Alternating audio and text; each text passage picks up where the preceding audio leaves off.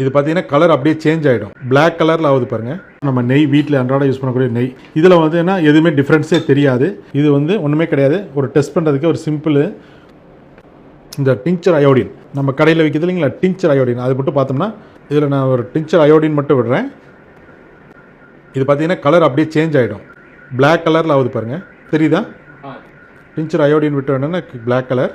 இது பாருங்கள் ஒரிஜினல், அந்த கலர் எதுவுமே மிக்ஸே ஆகலை. ஸோ இது வந்து ஒரிஜினல் நெய்.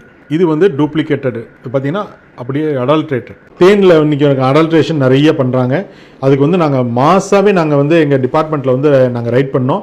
இது பார்த்தீங்கன்னா ரெண்டுமே தேன் மாதிரி இருக்கும், டிஃப்ரென்ஷியேஷனே தெரியாது. இது பார்க்கறதுக்கு உங்களுக்கு தெரியும், ஆனால் தனிப்பட்ட முறையில் பார்த்தீங்கன்னா இதுதான் தேன் அப்படின்னு சொல்லுவாங்க.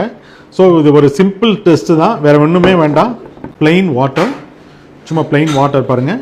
நான் வந்து ஒரு தேன் எடுத்து விடுறேன்.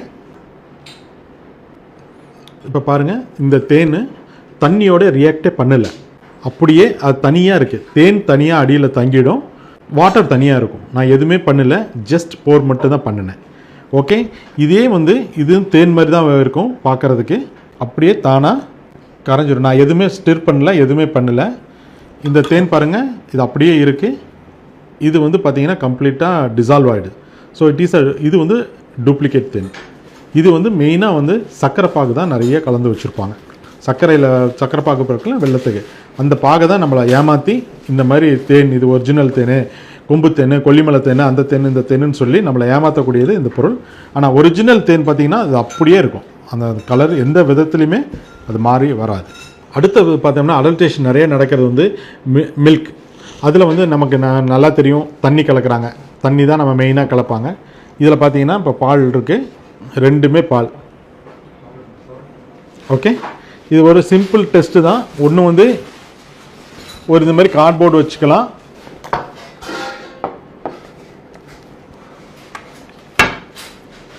இதில் தண்ணி கலந்துருக்காங்களா இல்லையான்றதுக்கு வந்து ஒன்றுமே வேண்டாம். இது பாருங்கள், இந்த மாதிரி இன்க்ளைன் பொசிஷன் வச்சுட்டு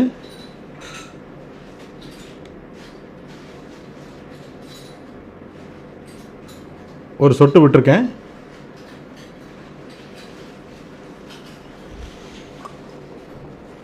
இது பாருங்கள்,